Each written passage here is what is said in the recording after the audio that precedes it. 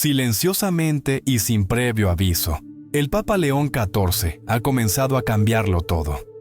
La mayoría de los católicos ni siquiera lo notaron al principio. No hubo titulares estridentes, ni anuncios grandilocuentes, ni conferencia de prensa en el Vaticano transmitida al mundo con una multitud vitoreando. Pero algo es diferente, profundamente diferente.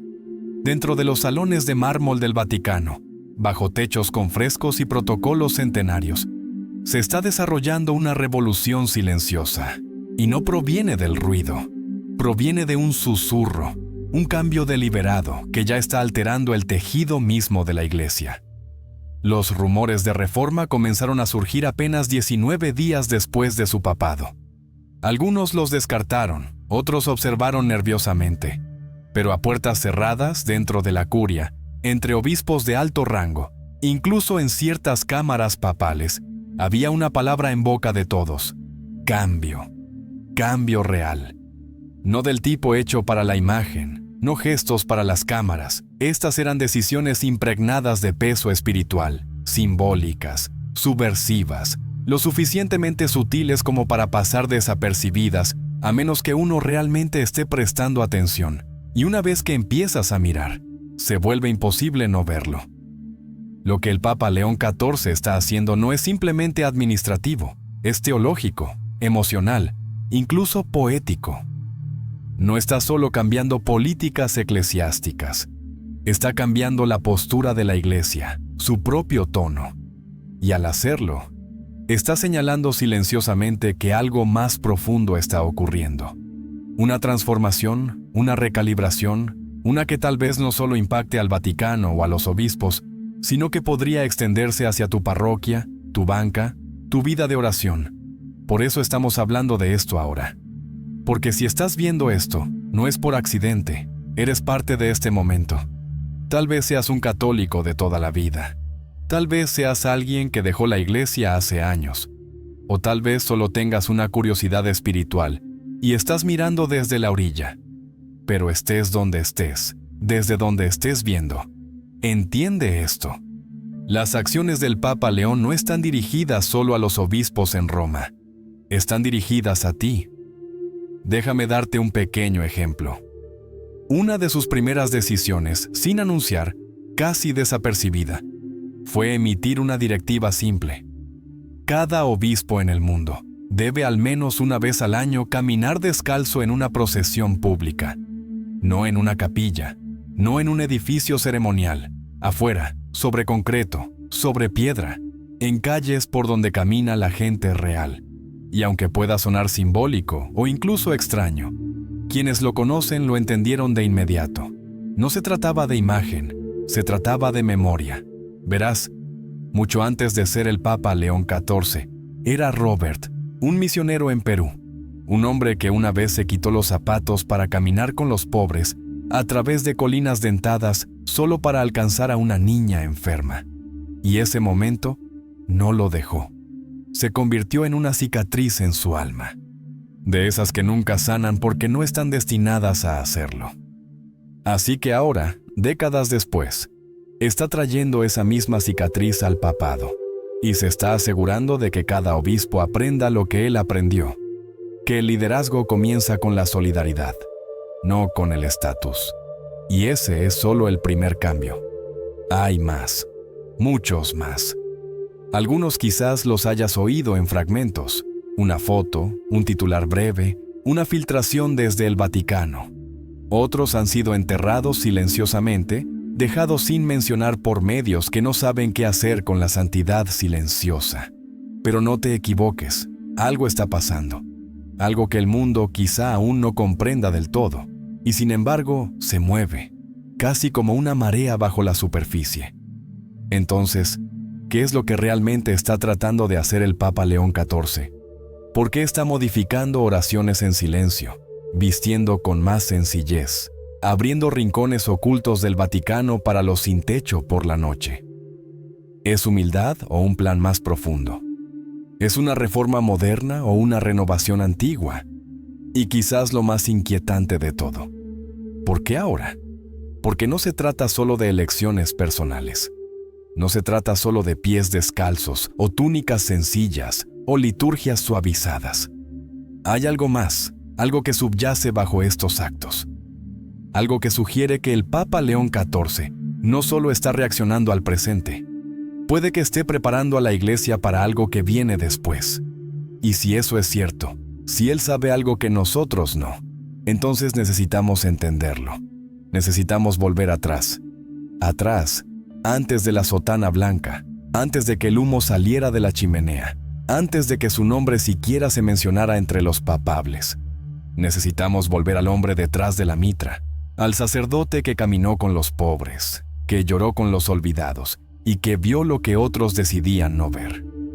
Porque solo entendiendo a ese hombre, podemos comenzar a entender lo que está haciendo ahora y lo que tal vez esté a punto de hacer a continuación.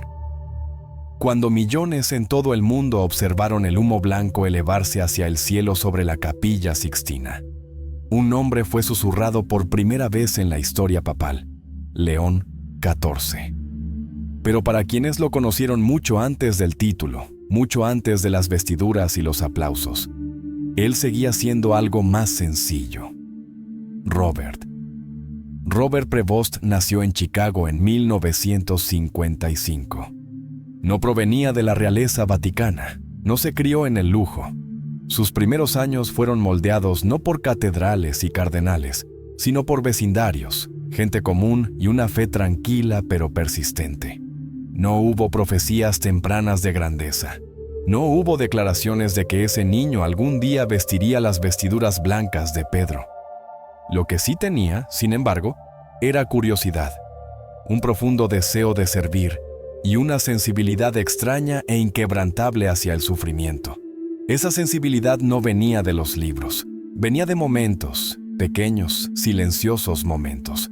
Un hombre sin hogar durmiendo bajo las escaleras de la iglesia en pleno invierno en Chicago. Una madre que encendía velas sola cada día por un hijo que había perdido. Un niño que se sentaba en silencio en misa porque nadie le había preguntado si entendía algo.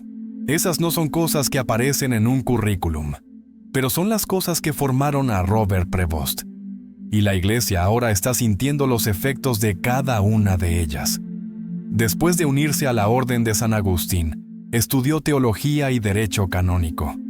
Pero su alma seguía sintiéndose atraída no por los pasillos pulidos del poder, sino por los caminos impredecibles de la misión. Ese llamado eventualmente lo llevó muy lejos de Chicago, hasta Perú, donde sirvió durante casi una década en comunidades remotas y empobrecidas que pocos funcionarios eclesiásticos siquiera visitaban. Allí, en los Andes y en los márgenes de la selva, se convirtió en algo más que un sacerdote. Se convirtió en un hermano para el pueblo. Dormía donde ellos dormían, comía lo que ellos comían, caminaba los mismos caminos, descalzo cuando era necesario, y lo más importante, escuchaba de verdad. Hay una historia que los lugareños aún cuentan casi con reverencia. Fue durante sus primeros años como misionero. Un pueblo había sufrido una serie de pérdidas, enfermedad, un deslizamiento de tierra, una mala cosecha. La gente se sentía olvidada. La iglesia en la capital no había enviado ayuda. Ningún obispo los había visitado en años. Un día, un anciano local se acercó al padre Robert y le hizo una pregunta sencilla. Si Dios nos ve, ¿por qué sus pastores no vienen? Robert no respondió con teología. No predicó. En cambio, se quedó. Ayudó a reconstruir casas. Oró en cocinas. Bautizó bebés con agua sacada de pozos agrietados. Y eventualmente, ese mismo anciano le dijo algo más. Quizás la iglesia no nos ha olvidado. Quizás tú eres como ella nos recuerda. Esa humildad, esa presencia paciente, es lo que lo define. E incluso después de regresar a roles de liderazgo en Roma y eventualmente convertirse en obispo, Robert nunca abandonó esa piel misionera. Seguía caminando despacio, seguía ni haciendo preguntas, seguía evitando la alfombra roja.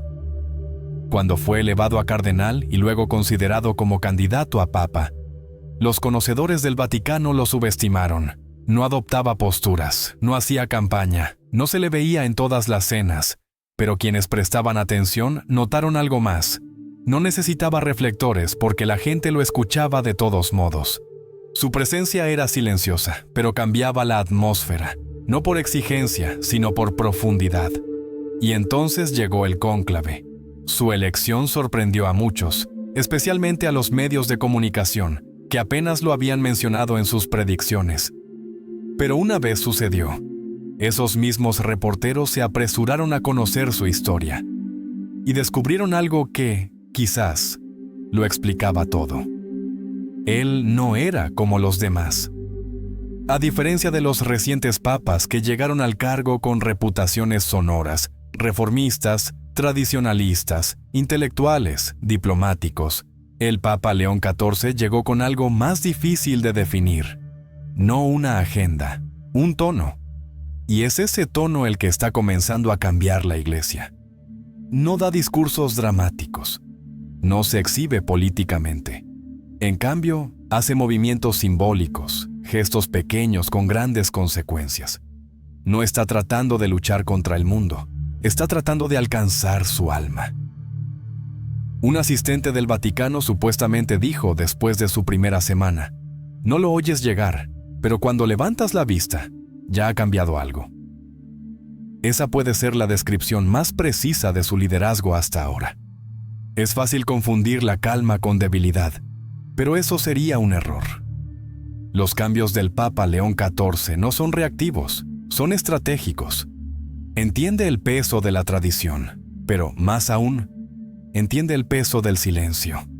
Cómo décadas de ruido institucional han ahogado el susurro de Cristo. Y eso es lo que está tratando de restaurar. Quiere que la gente sienta ese susurro nuevamente, que recuerde que la Iglesia no solo habla, también escucha, y que cuando hable, lo haga por los más pequeños, no por los más ruidosos. Por eso se viste con más sencillez, por eso camina con los pobres, por eso no inunda las redes sociales con declaraciones y apariciones, porque no intenta ser una celebridad, intenta ser un pastor. Y en su primer acto simbólico como papa, lo dejó perfectamente claro. Porque lo que hizo el Papa León XIV a continuación no fue solo inusual, no fue solo sorprendente, dejó perplejos incluso a los veteranos del Vaticano. Apenas 19 días después de su papado, emitió una directiva que, a primera vista, parecía casi surrealista. No era una política doctrinal, no era un concilio vaticano ni una declaración teológica. Era simple, directa y, para muchos, francamente impactante. Todo obispo del mundo debía caminar descalzo al menos una vez al año en una procesión pública, sin excepciones, sin salidas ceremoniales. No en iglesias, no sobre mármol pulido, sino afuera, en los mismos caminos que recorren sus fieles, en ciudades, en pueblos, sobre piedra, concreto, tierra, pavimento ardiente de verano, o asfalto agrietado por el frío del invierno. No se suponía que fuera algo dramático, pero para muchos dentro de la jerarquía eclesiástica, se sintió como un temblor. Durante siglos, los obispos han caminado revestidos de sedas bordadas y vestimentas adornadas, muchas veces en procesiones bajo doseles dorados y entre incienso.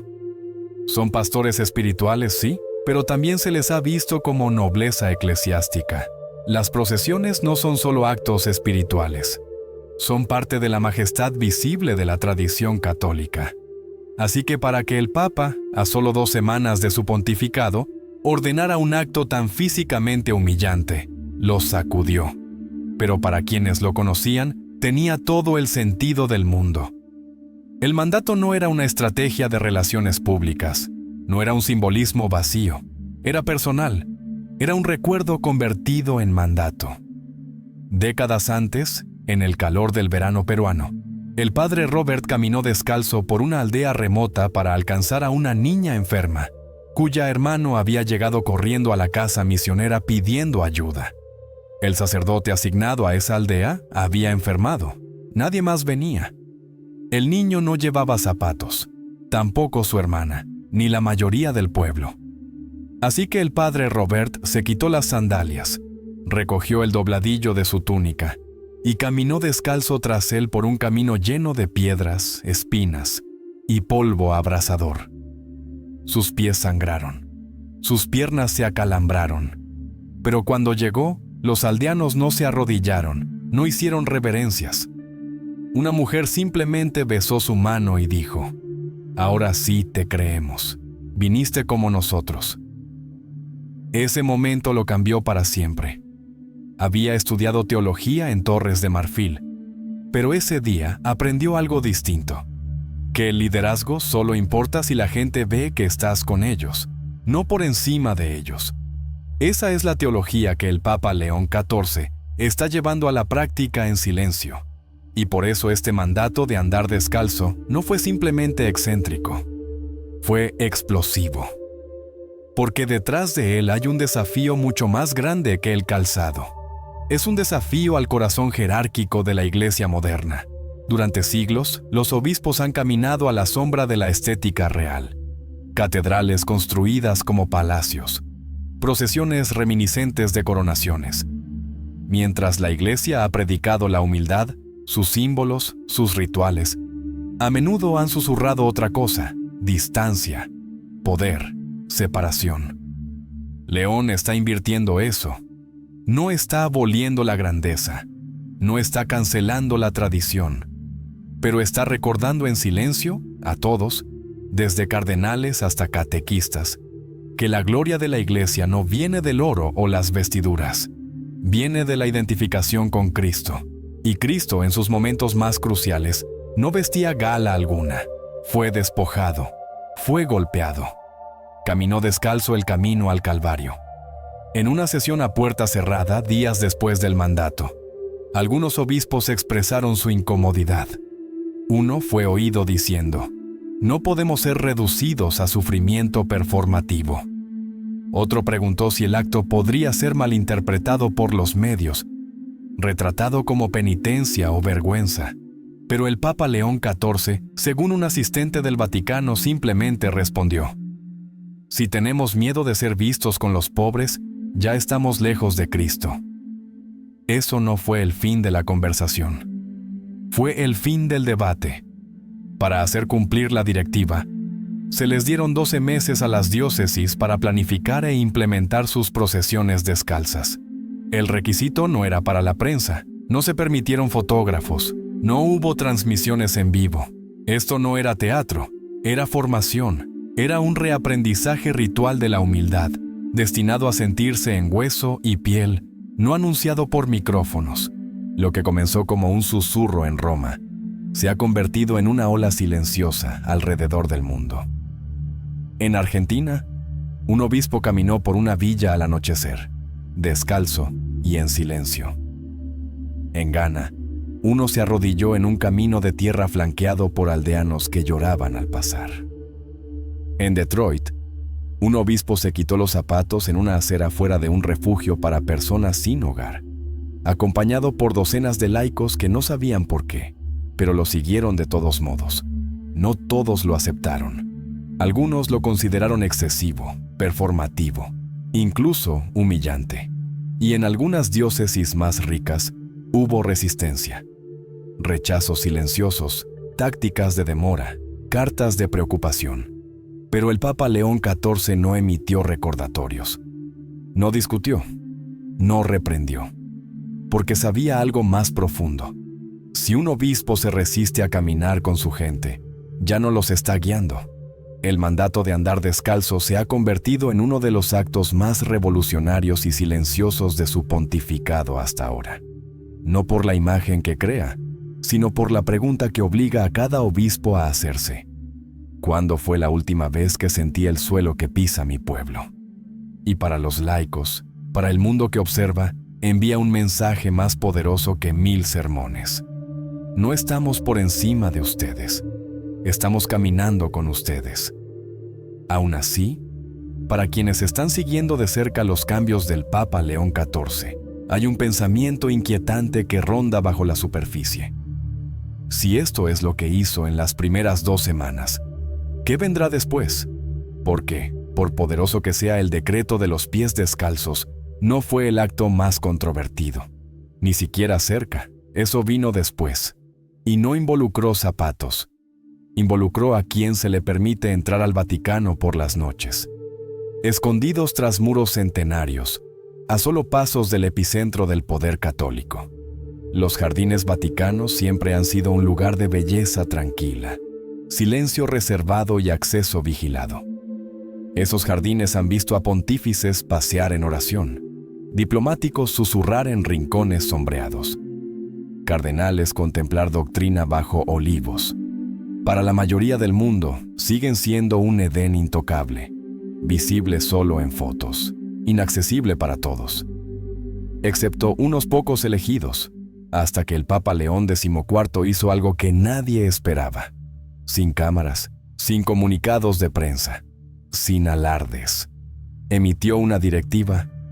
Una parte de los jardines vaticanos estaría abierta cada noche, no para turistas, no para el clero, sino para personas sin hogar. No era una apertura pública, no era una invitación masiva. Fue un acto de misericordia cuidadosamente estructurado.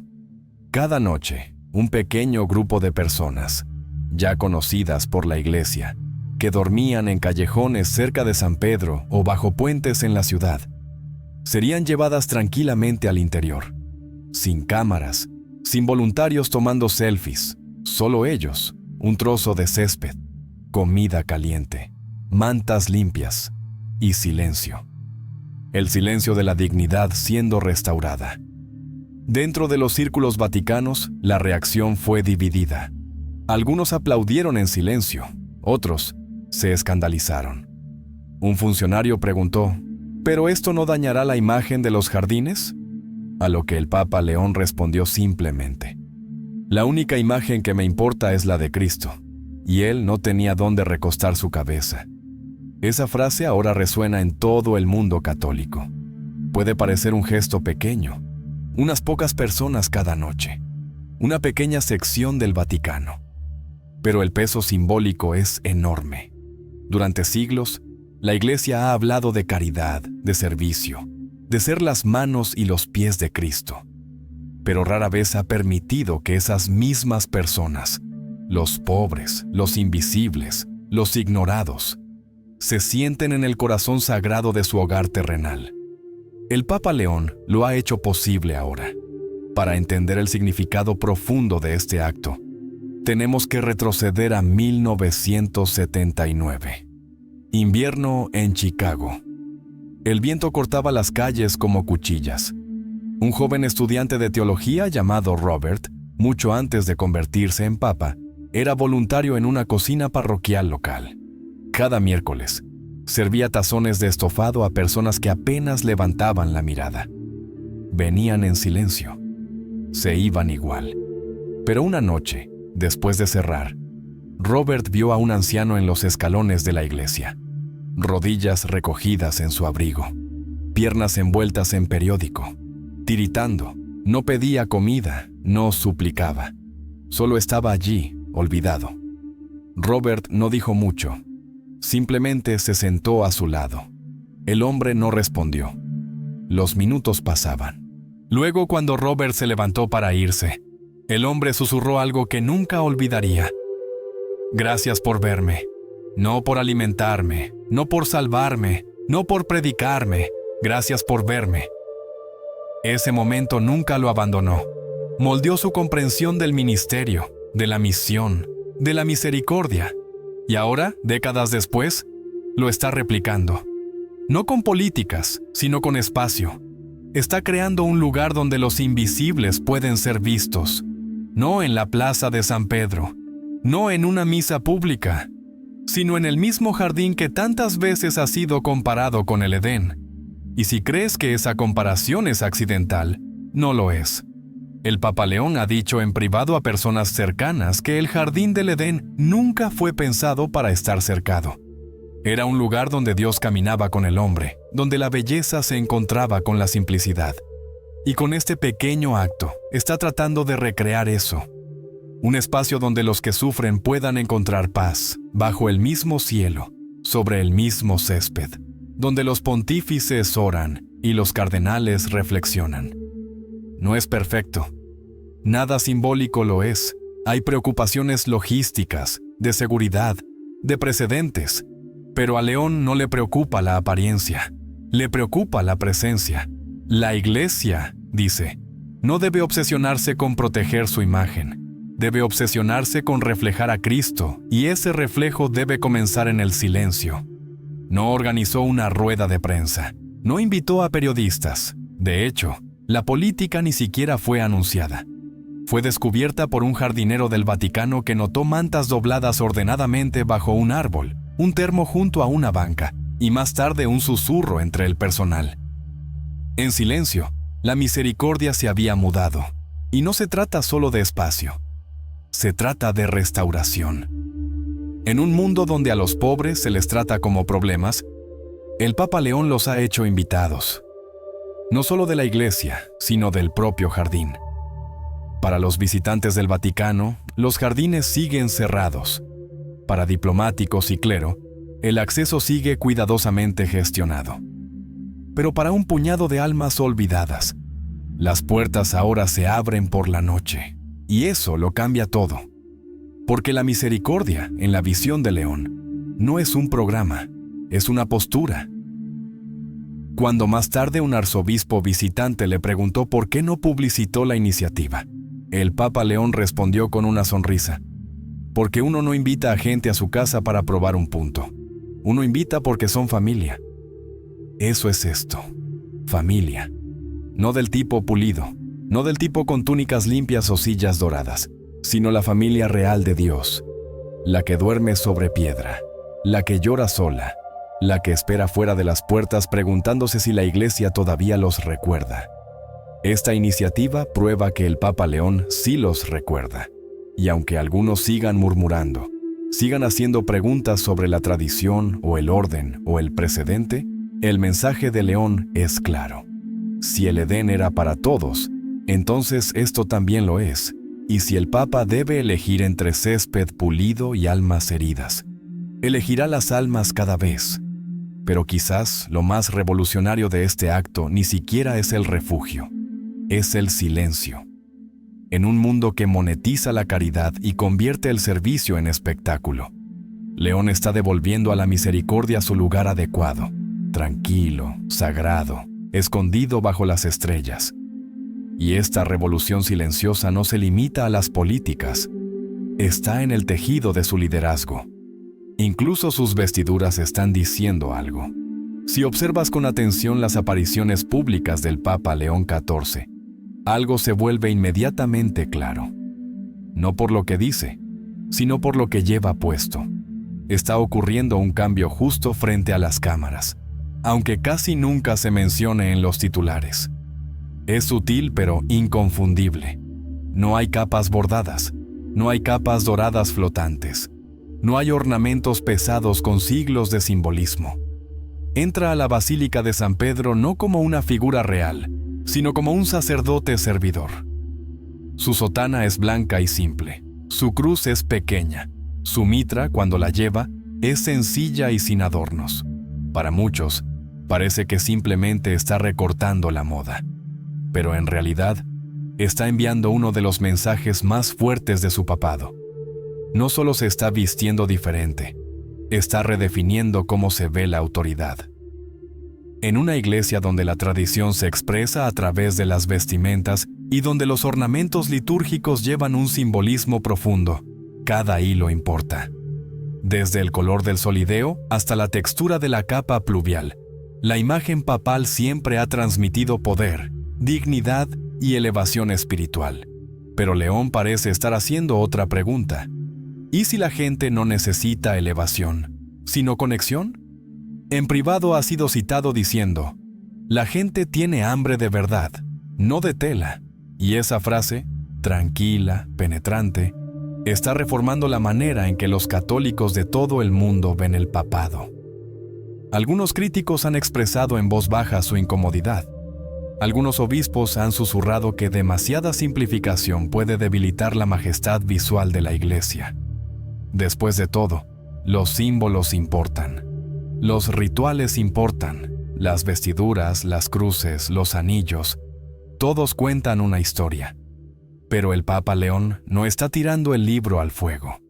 Solo está escribiendo un capítulo diferente. Uno donde la presencia hable más fuerte que el prestigio.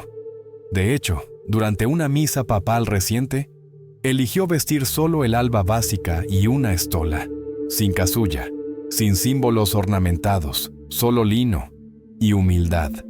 Cuando un asistente del Vaticano le preguntó por qué tanta sencillez para una solemnidad importante, León respondió simplemente: no necesito oro para llevar la gracia.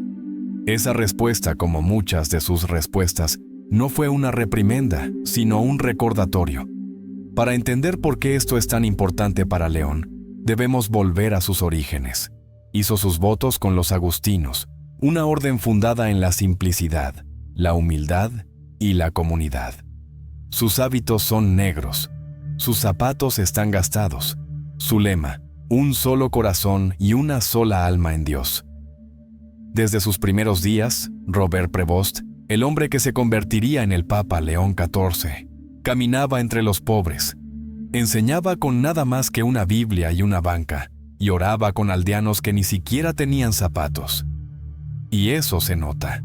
Hay una historia de su tiempo en Perú, hace casi 40 años, que muchos creen que todavía da forma a su visión hoy.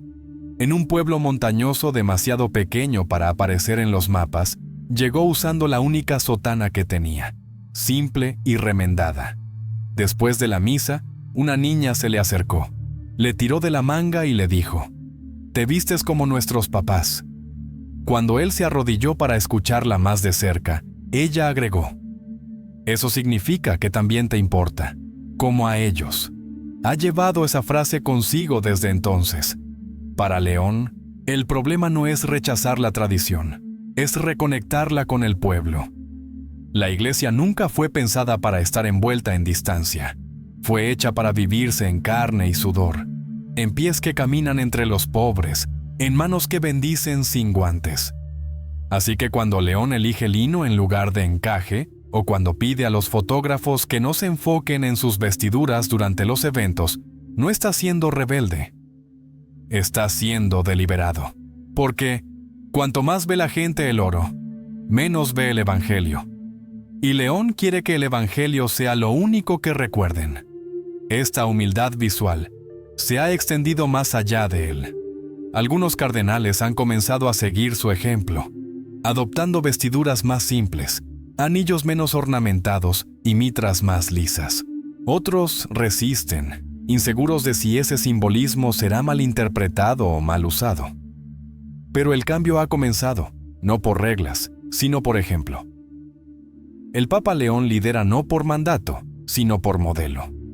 Está pidiéndole a la Iglesia, a través de su misma apariencia, que considere algo radical. ¿Y si el mensaje de Jesús es más fuerte cuando nada se interpone en su camino?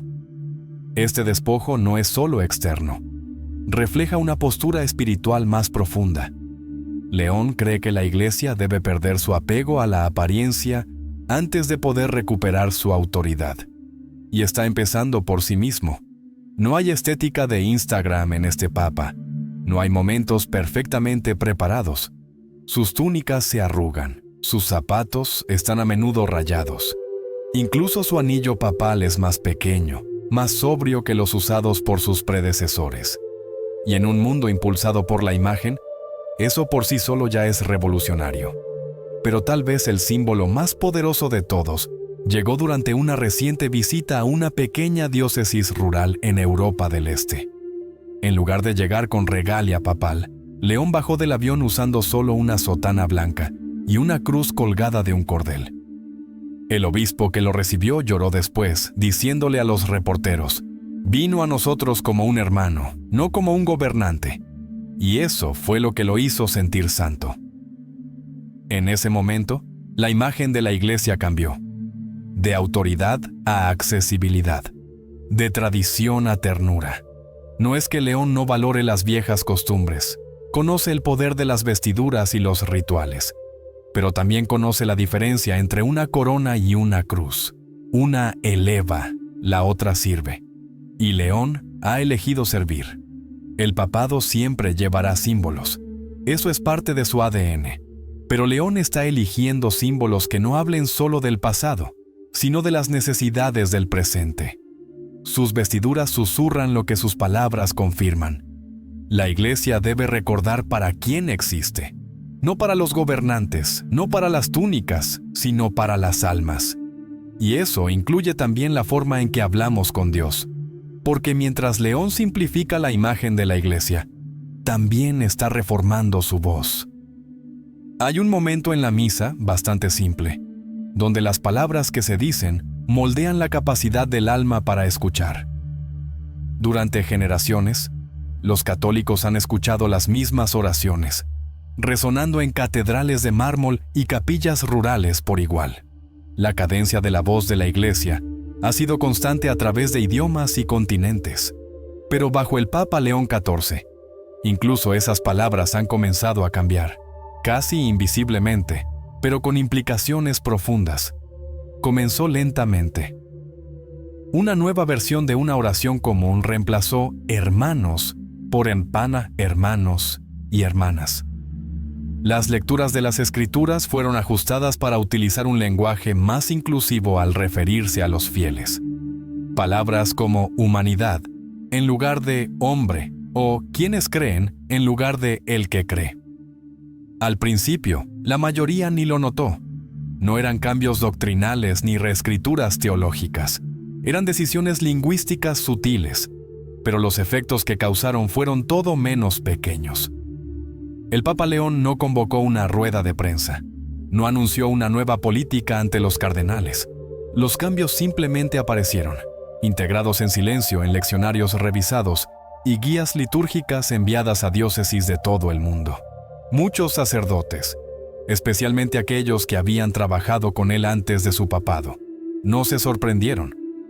Pero otros, especialmente en regiones más tradicionales, quedaron desconcertados.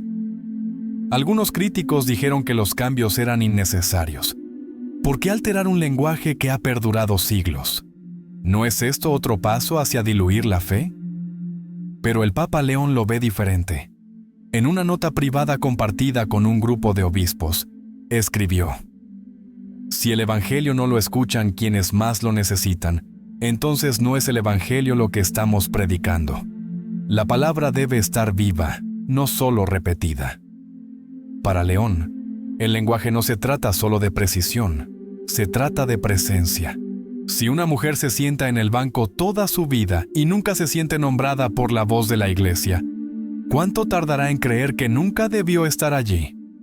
Si un niño de un grupo marginado escucha solo referencias que lo excluyen o ignoran, ¿qué tan profundamente puede echar raíces el mensaje de amor?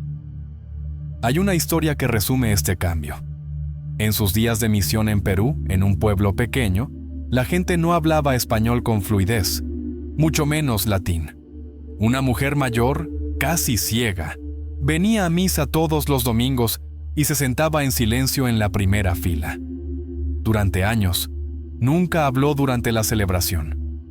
Hasta que un día, el padre Robert leyó una oración de una forma diferente.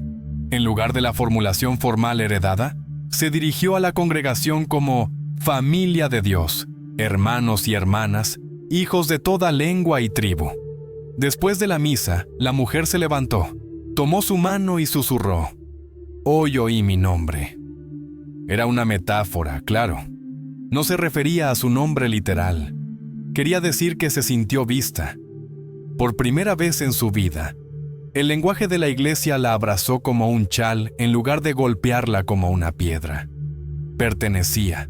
Ese momento nunca dejó al Papa León. Y ahora, mientras pastorea a la Iglesia desde el corazón de Roma, se está asegurando de que otros también lo sientan. El Papa León no ve estos cambios de lenguaje como políticos o modernos, sino como necesarios, incluso urgentes. No porque la Iglesia haya estado equivocada, sino porque el mundo ha cambiado. Y si la Iglesia no habla de una forma que invite, corre el riesgo de ser oída solo por quienes ya están dentro. También hay una base teológica para esto. Los evangelios nunca fueron diseñados para excluir. Las parábolas de Cristo, sus milagros, sus compañeros de mesa, todos apuntaban a una inclusión radical. Él sanó a mujeres y hombres, comió con pecadores, alabó a extranjeros y elevó a los niños. Su mensaje no era uno de compromiso moral, sino de bienvenida radical. Seguir a Cristo significa extender esa bienvenida, no solo con puertas abiertas, sino también con palabras abiertas. Algunos en el Vaticano siguen intranquilos, temen la pendiente resbaladiza. Hoy decimos hermanos y hermanas, ¿y mañana reescribiremos el credo completo? El Papa León entiende esa preocupación. Después de todo, es teólogo antes que reformista. Sus cambios nunca se hacen a la ligera, pero ha dejado algo claro. La reverencia no es repetición, y el Espíritu Santo nunca ha estado limitado por la gramática.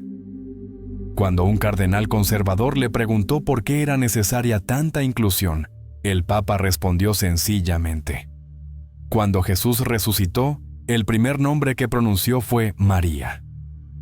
La voz de la Iglesia debe hacer lo mismo. No fue una reprimenda, fue un recordatorio. La resurrección fue para todos, y las palabras que usamos para describirla también deben serlo. También hay una creciente conciencia entre los jóvenes católicos de que la Iglesia debe escuchar si quiere liderar. En parroquias de Europa y América del Norte, muchos jóvenes adultos no se alejan por la fe en sí, sino por el tono. El hambre espiritual sigue ahí. El deseo de conexión, de verdad, de santidad, sigue ardiendo. Pero cuando las oraciones de cada semana suenan lejanas o extrañas, la llama titubea. Los cambios del Papa León, aunque pequeños, ya están marcando una diferencia. Una joven en Chicago dijo después de misa: sentí como si la Iglesia finalmente me mirara a los ojos. Y sin embargo, el Papa ha sido cuidadoso en no desechar la tradición, el núcleo de las oraciones, la teología, la estructura, la belleza, permanece. La misa en latín sigue celebrándose. El canto gregoriano sigue resonando en los pasillos de Roma. Pero en los lugares donde la gente sufre, es excluida o permanece en silencio, la voz de la Iglesia está alzándose de nuevas formas. No más alta, solo más clara. El lenguaje es poder. Las palabras son ventanas. Y bajo el Papa León XIV, la Iglesia está empezando a limpiar el vidrio. No para borrar el pasado, sino para dejar pasar mejor la luz. Durante demasiado tiempo, ciertos grupos se han sentido invisibles en la liturgia. No por falta de fe, sino porque nunca fueron nombrados. Ahora, poco a poco, la nominación ha comenzado. Todavía es temprano. Estos son solo los primeros temblores, pero apuntan a algo más profundo. Una creencia de que la voz de Dios no está limitada a un solo vocabulario, ni a un solo género, ni a una sola sintaxis. Es la voz del amor, llamando a cada alma por su nombre. Y justo cuando empezamos a comprender este lenguaje de pertenencia, el Papa León XIV revela otro enfoque, uno mucho más allá del lenguaje humano, hacia la propia Tierra. Porque incluso el planeta, dice, es parte del mensaje de Dios, y también ha sido silenciado durante demasiado tiempo.